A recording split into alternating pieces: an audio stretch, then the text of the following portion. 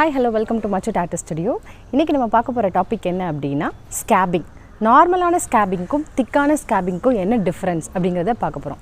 ஸ்கேபிங் வந்து very normal. Once நீங்க tattoo போட்டதுக்கு அப்புறம் ஒரு 2 or 3 days depends on the body nature-க்கு ஏத்த மாதிரி ஸ்கேபிங் கண்டிப்பா நடக்கும். ஸ்கேபிங் is nothing but நம்ம அந்த white cells வந்து உள்ள இருந்து வர இந்த நம்மளோட ஃபாரின் கண்டென்ட்டோட ஃபைட் பண்ணி வெளிய வரது அந்த பஸ் தான் கிரியேட் ஆறது தான் ஸ்கேபிங். அந்த ஸ்கேபிங் வந்து ட்ரை ஆகி பீல் ஆஃப் ஆறது தான் ஓவரால் ஹீலிங் process. பட் அதே ஸ்கேபிங் வந்து ரொம்ப திக்கா இருந்தா அதுக்கு என்ன மீனிங், அதை எப்படி அவாய்ட் பண்ணலாம், அப்படி வந்துட்டா அதுக்கு என்னெல்லாம் நீங்கள் பண்ணலாம் அப்படிங்கிறத தான் இந்த டாப்பிக்கில் நம்ம பார்க்க போகிறோம். Let's get into the topic now. So normal scabbing அப்போ இமீடியட்லி 2 or 3 டேஸில் வந்து ஒரு சின்ன லேயர் பல்ஜியாக வந்து அந்த இடத்துல வர ஸ்டார்ட் ஆகும். அது வந்துட்டு கொஞ்சம் கொஞ்சமாக ட்ரை ஆகி பீல் ஆஃப் ஆகி உள்ளே வந்து உங்களோட பேபி ஸ்கின் அதாவது நியூ பார்ன் ஸ்கின் வந்து க்ரியேட் ஆகி அந்த க்ரியேட் ஆன ஸ்கின் வந்து ஆஃப்டர் ஒரு 2 or 3 வீக்ஸ்க்கு அப்புறம் அந்த ஓவரால் ப்ராசஸ் வந்து 3 to 4 வீக்ஸ்க்கு அப்புறம் உங்களோட ஸ்கின்ல வந்து டாட்டூ வந்து பர்ஃபெக்டாக செட்டில் ஆகி டார்க்னஸ் கொடுக்க ஆரம்பிக்கும். அதுதான் அதோட நேச்சர். பட் அதுவே திக் ஸ்கேபிங் நடக்கும் போது என்ன நடக்கும் அப்படின்னா there are 3 ரீசன்ஸ் இருக்குது. ஒன்று வந்து இன்ஃபெக்ஷன் ஆனால் அந்த மாதிரி திக் ஸ்கேபிங் வந்து கண்டிப்பாக நடக்கும். அதுவே வந்து ஆஃப்டர் கேர் நீங்கள் கரெக்டாக பண்ணலை, மெயின்டெனன்ஸ் கரெக்டாக பண்ணலை அப்படின்னா அந்த மாதிரி டைம்லேயும் திக் ஸ்கேபிங் நிறையா நடக்கும். And the most important reason வந்து ஆர்டிஸ்ட் வந்து ஹெவி ஹேண்டடாக இருக்காங்க, ரொம்ப ஃபோர்ஸாக ரொம்ப டெப்த்தில் உள்ளே போயிருக்காங்க அப்படின்னா ஸ்கின் ரொம்ப டேமேஜ் ஆகி ஜாஸ்தி ஸ்கேபிங் நடக்கும். இந்த மூணுமே ரொம்ப இம்பார்ட்டண்ட் ரீசன் ஏன் வந்து திக் ஸ்கேபிங் நடக்குது அப்படிங்கிறதுக்கு. ஸோ இன்ஃபெக்ஷன் ஆகாமல் இருக்கணும், அப்படி இன்ஃபெக்ஷனை தவிர்க்கணும் அப்படின்னா உங்களுக்கே தெரிஞ்சிடும் 2-3 டேஸில் ஸ்கேபிங் வந்து ஜாஸ்தி வர ஆரம்பிச்சிருச்சு அப்படின்னா அந்த மாதிரியான சுச்சுவேஷனில் வந்து ரொம்ப சன்லைட்டில் எக்ஸ்போஸ் பண்ணுறதோ இல்லை ரொம்ப டர்ட்டியான பிளேஸில் பொல்யூஷனான பிளேஸில் வந்து போகிறதோ அவாய்ட் பண்ணணும். அப்படி அவாய்ட் பண்ணிங்கன்னா மேலும் ஸ்கேபிங் வந்து க்ரியேட் ஆகாமல் ரொம்ப டஸ்ட்டு படிஞ்சு மேலும் ஸ்கேபிங் க்ரியேட் ஆகாமல் லைக் ஆல்ரெடி ஆன ஸ்கேபிங்கோடையே நீங்கள் வந்துட்டு அதை அவாய்ட் பண்ணிக்கலாம். பட் அதையும் தவிர்த்துட்டு நீங்கள் அகைன் அண்ட் அகைன் ரொம்ப சன்னில் எக்ஸ்போஸ் பண்ண பர்ன்ஸ் வரதுக்கு சுற்றி ரேஷஸ் வரதுக்கு அந்த மாதிரியான இன்ஃபெக்ஷனை படுத்திட்டீங்க அப்படின்னா ஹீல் ஆகிறதுக்கப்புறம் வந்து உங்களுக்கு டாட்டூவே வந்து அந்த இடத்துல ஒரு பர்ஃபெக்ட் அவுட்புட் உங்களுக்கு கிடைக்காது. அதே இது செகண்ட் ரீசன் வந்துட்டு நீங்கள் அந்த இடத்துல ஆஃப்டர் கேர் பண்ணும்போது ஃபார் எக்ஸாம்பிள் வந்துட்டு ஸ்கேபிங் வந்து ரொம்ப ஜாஸ்தி இருக்கும் போது நீங்கள் குளிச்சுட்டு வரும்போது வெட்டாக இருக்கும். அந்த மாதிரி வெட்டான டைமில் வந்து நீங்கள் ஓரளவு கரெக்டாக மெயின்டைன் பண்ணலை, ரொம்ப வெட்டாகவே வச்சுருக்கீங்க அப்படின்னா அகைன் இன்ஃபெக்ஷன் ஆகி மறுபடியும் ஸ்கேபிங் ஜாஸ்தி ஆகிறதுக்கு சான்சஸ் இருக்குது. ஸோ யூஸ்வலாக வந்து நார்மல் ஸ்கேபிங் வரவங்களுக்கே வந்து குளிக்கிறதுக்கு முன்னாடி வந்து க்ரீம் அப்ளிகேஷன் பண்ண சொல்லுவோம். அந்த மாதிரியான க்ரீம் அப்ளிகேஷன் பண்ணிவிட்டு நீங்கள் குளிக்கும் போது ரொம்ப வாட்டரை வந்து உங்களோட டாட்டூ வந்து அப்சர்வ் பண்ணாது, அந்த ஸ்கேபிங் வந்து ரொம்ப ஜாஸ்தி வந்து வாட்டரை அப்சர்வ் பண்ணாது.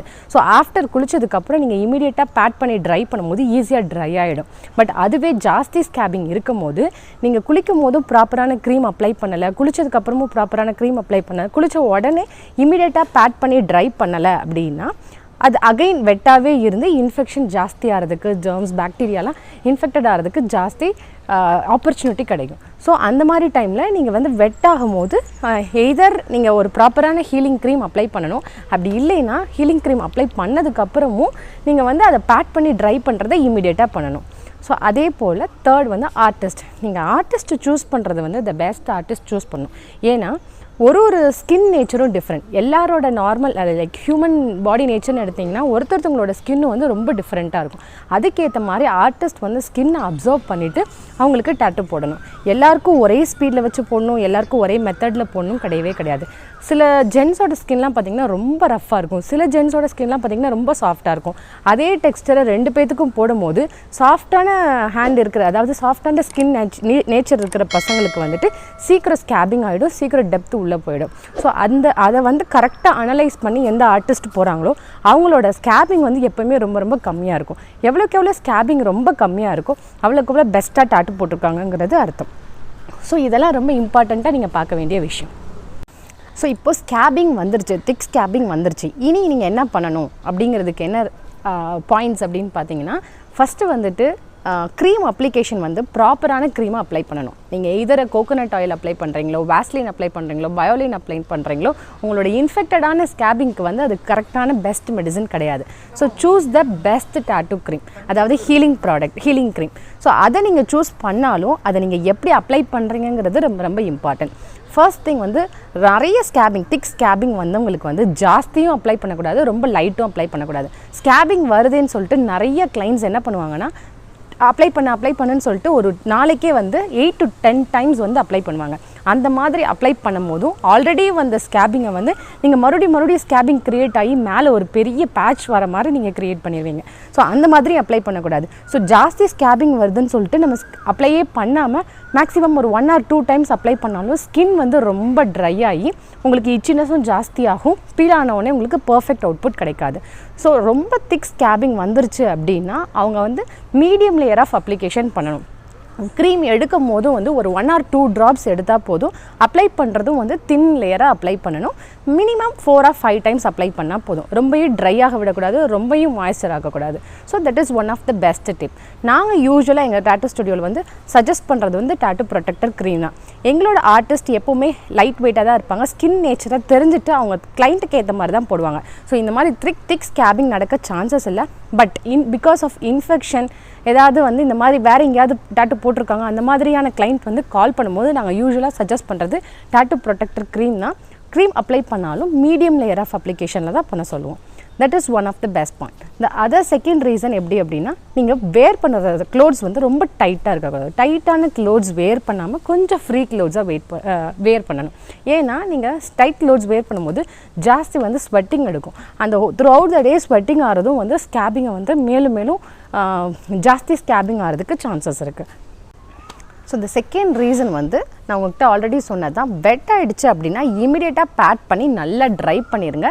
வெட்லேயே இருக்கிற மாதிரி ஒரு 5-10 மினிட்ஸ் அது வந்து ரொம்ப ஈரமாகவே இருக்கிற மாதிரி நீங்கள் விட்டுறக்கூடாது. அது one of the main reason நீங்கள் அவாய்ட் பண்ணணும். டெஃபினட்டாக குளிக்கிறதுக்கு முன்னாடி டாட்டூ ப்ரொடெக்டர் க்ரீமை நீங்கள் அப்ளை பண்ணிங்க அப்படின்னா உங்களுக்கு வந்து ஜாஸ்தி வந்து ஸ்கேபிங் வந்து வாட்டர் வந்து அப்சர்வ் பண்ணாது. ஸோ அது one of the main reason. The third reason என்ன அப்படின்னா, டாட்டூ ஆர்டிஸ்ட் வந்து நீங்கள் யூஸ்வலாக ஸ்கேபிங் ஆகி முடிச்சு ஆஃப்டர் 2 to 3 வீக்ஸ்க்கு அப்புறம் வந்து நீங்கள் பார்த்தீங்கன்னா உங்களோட ஓவரால் த லேயர் த திக் ஸ்கேபிங் வந்து பீல் ஆஃப் ஆயிரும். உள்ளே பார்க்கும்போது பேட்சி ஒர்க்காக இருக்குது. ஏன்னா டெஃபினெட்லி திக் ஸ்கேபிங் வரும்போது பேட்சி ஒர்க் நடக்க சான்சஸ் இருக்குது. பேட்சி ஒர்க்காக இருந்தால் டெஃபினட்டாக ஆர்டிஸ்ட்டை காண்டாக்ட் பண்ணுங்கள். காண்டாக்ட் பண்ணி எய்தர் ஒரு நல்ல பெஸ்ட் டாட்டூ ஸ்டுடியோவாக இருந்துச்சு அப்படின்னா அவங்க ஃப்ரீ ஆஃப் காஸ்ட்டுக்கு பண்ணி தருவாங்க. இல்லை ஒரு சம் டிஸ்கவுண்டட் ப்ரைஸ்க்கு ரீடச்சப் பண்ணி அதை ரீடச்சப் பண்ண டாட்டூவை நல்லா மெயின்டைன் பண்ணுங்கள். அண்ட் லாஸ்ட் ரீசன் வந்து என்னென்னா, நீங்கள் வந்து இச்சிங்கை அவாய்ட் பண்ணணும். மோஸ்ட்லி வந்து திக் ஸ்கேபிங் இருக்கவங்களுக்கு ரொம்ப ஜாஸ்தி இச்சிங் நடக்கும். கண்டிப்பாக அந்த மாதிரி டைமில் வந்து எவ்வளோக்கு எவ்வளோ இச்சிங்கை அவாய்ட் பண்ணுறீங்களோ அவ்வளோக்கு அவ்வளோ நீங்கள் பேட்சி ஒர்க்கை அவாய்ட் பண்ணலாம். ஸோ இதெல்லாம் வந்து ஒரு ஃபியூ டிப்ஸ். நீங்கள் வந்து திக் ஸ்கேபிங் வந்துருச்சு, அதை அவாய்ட் பண்ண முடியாது, இப்போ சூஸ் பண்ணுறதுக்கு முன்னாடி பெஸ்ட் டாட்டூ ஆர்டிஸ்ட்டு சூஸ் பண்ணுங்கள். இன்கேஸ் இந்த மாதிரி வந்துருச்சு அப்படின்னா இந்த மாதிரியான ஸ்டெப்ஸ் எல்லாம் ஃபாலோ பண்ணி கொஞ்சம் ப்ராப்பராக மெயின்டைன் பண்ணிக்கோங்க. ஸோ இது போல் லாட் ஆஃப் இன்ஃபர்மேஷனை தெரிஞ்சுக்கிறதுக்கு சேனலை சப்ஸ்கிரைப் பண்ணுங்கள்.